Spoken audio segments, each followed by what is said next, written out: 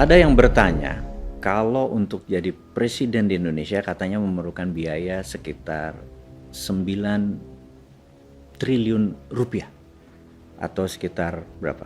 1 bilion dolar, nggak nyampe kali ya. 9 triliun rupiah itu dianggap adalah ongkos demokrasi termurah sedunia. Jadi jika seseorang memiliki 9 triliun, maka peluang dia untuk menjadi presiden atau pemimpin di Indonesia itu besar gitu. Nah, dan pada saat dia menjadi presiden, dia ngapain? Itu yang jadi kunci. Dia akan memegang hampir 2000 triliun anggaran nasional. Anggaran nasional 2000 triliun. Dan kita tahu PDB kita adalah 16.000 triliun, alias yang 14.000 triliun adalah pihak swasta. Yang menarik, kita sekarang gunakan terminologi dolar. Jadi 2000 triliun itu sekitar 130 atau sampai 150 billion dolar. Itu nilai APBN Indonesia. Berita buruknya, di dunia ada lebih 500 perusahaan yang nilainya, yang omsetnya lebih besar dari 150 billion dolar. Kita ambil contoh, Apple. Itu sudah 1000 billion, alias sudah 7 kali dari besarnya APBN Indonesia. Dan untuk menjadi pemimpin Apple tidak harus masuk gorong-gorong. Itu sederhananya ya, ngapunten ya. Ini hanya kiasan loh, contoh. Tidak harus mempermalukan dirinya untuk tidak jadi dirinya gitu ya. Dan untuk itu sulit seorang bosman ini mencalonkan diri menjadi presiden, karena para kandidat-kandidat yang lain itu humble orangnya, rendah hati. Bosman itu nggak bisa rendah hati. Contoh rendah hati ini, kalau kandidat yang lain ya ketemu 10 warga Indonesia yang tidak pakai sepatu, maka kemungkinan besar atau mungkin malah secara natural mereka akan mencopot sepatu tersebut supaya menjadi satu rata, menjadi sejajar dengan warganya. Gak mungkin kan bosman jadi memperlakukan seperti itu. Bosman apa yang dilakukan? Kalau ada 10 warga nggak pakai sepatu, dia nggak bakal copot sepatunya.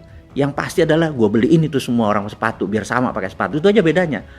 Jadi kita tuh nggak humble, paham ya? Nah karena itu kan sulit kan bosman jadi presiden. Lalu siapa yang punya duit 9 triliun, 10 triliun itu? Ya oligarki.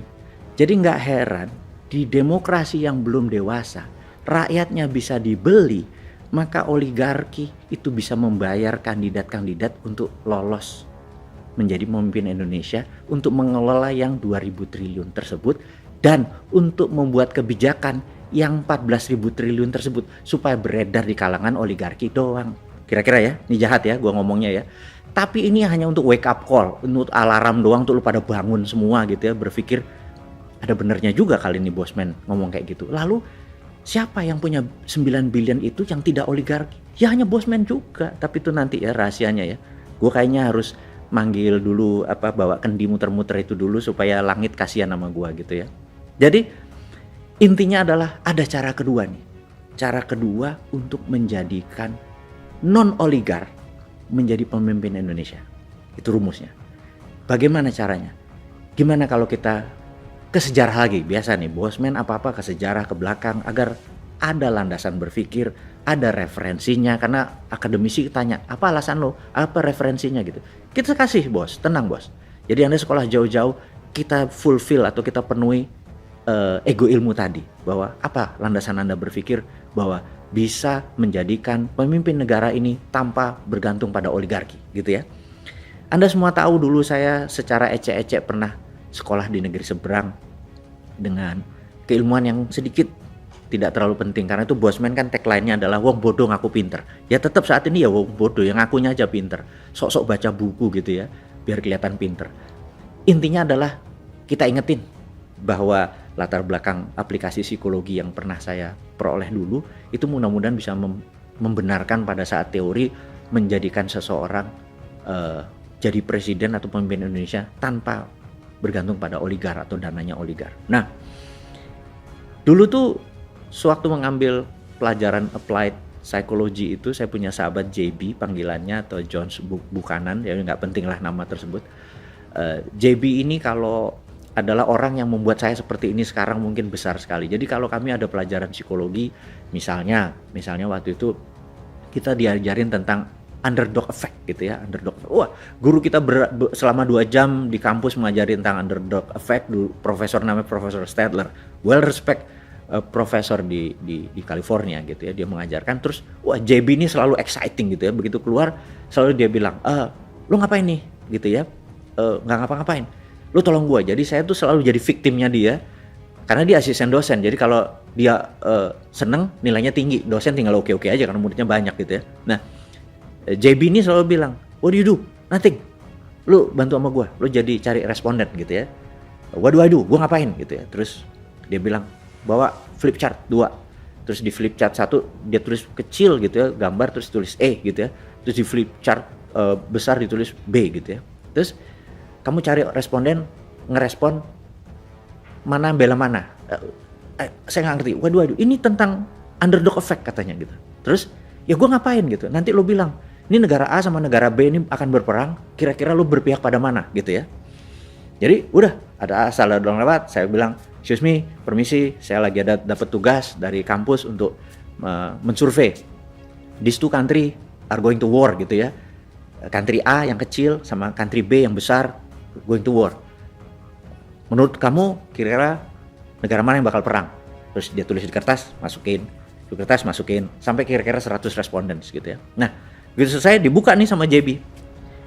Sahabat semua tahu nggak bahwa lebih dari 65% memilih country yang kecil tadi menjadi pemenang. Itulah underdog effect.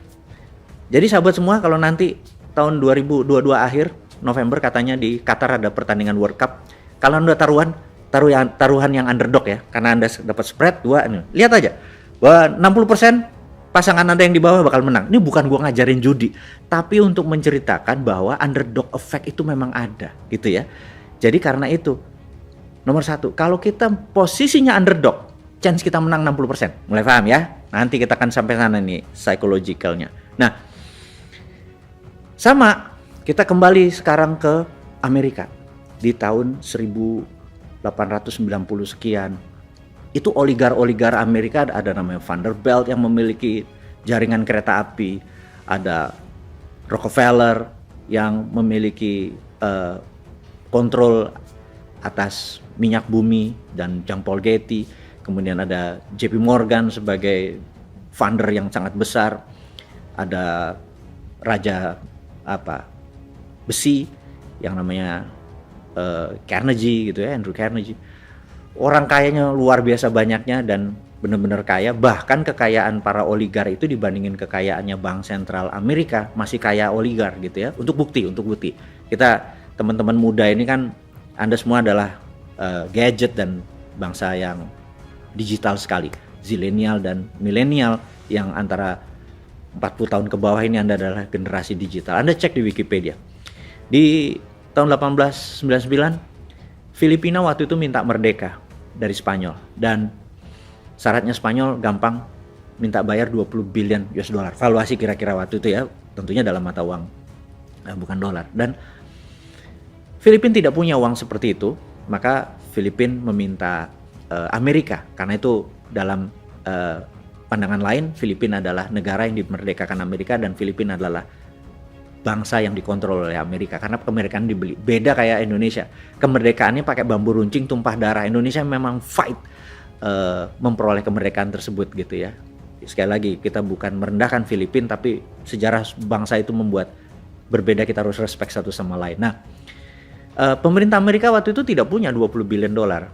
Pemerintah Amerika minta ke Andrew Carnegie. Apa yang terjadi? Andrew Carnegie membayar kemerdekaan Filipina, yang sampai dia mati dia nggak pernah menginjak Filipina. Nah, karena Andrew Carnegie disebut bapak filantropi dunia, bahkan foto Andrew Carnegie ada di Bill Gates, karena itu Bill Gates mengklaim dirinya adalah the biggest philanthropy atau penyumbang, tapi dia nggak akan pernah bisa, he never could be like Andrew Carnegie, karena Andrew Carnegie better, dia memerdekakan sebuah negara. Nah, jadi kita lihat oligarnya itu lebih kaya daripada bank sentral gitu. Nah, karena oligar itu kaya, presiden-presiden Amerika siapapun itu pasti oligar yang membiayai gitu ya.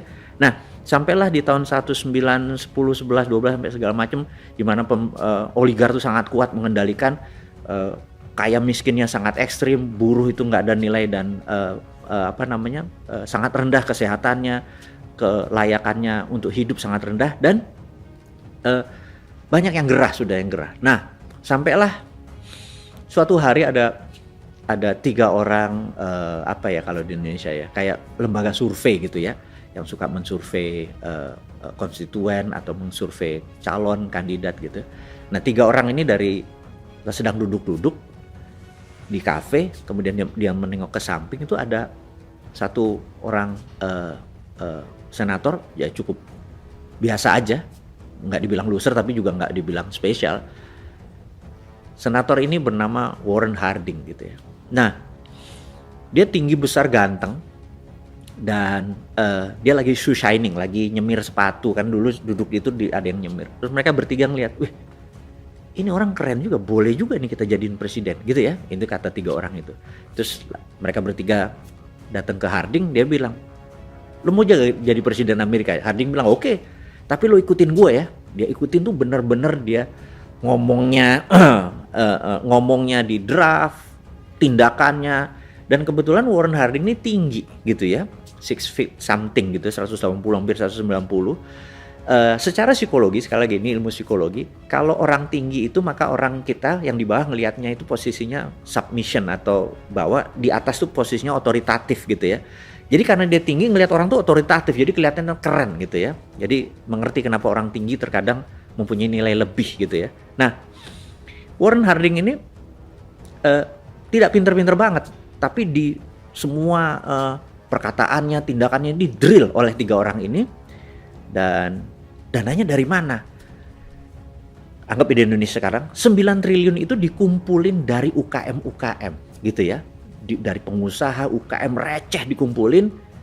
To make story short, 1921 Warren Harding menjadi presiden Amerika, dan shock sekali oligar di Amerika.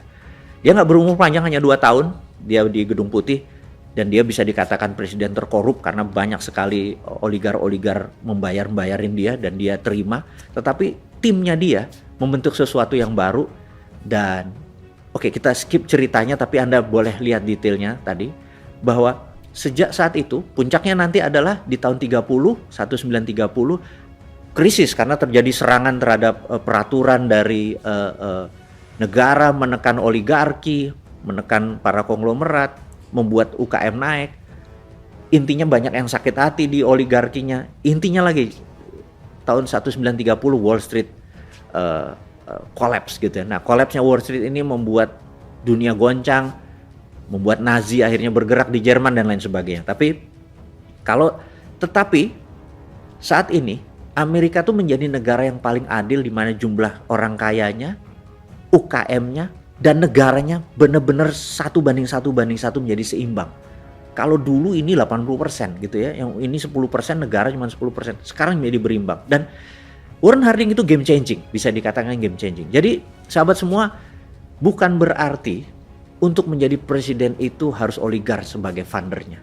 Tetapi bisa juga kita memilih someone menjadi Warren Harding yang akan membela para UKM, para pengusaha receh, para buruh, para nelayan, para petani, untuk bergandengan tangan menjadi sesuatu yang baru di Indonesia.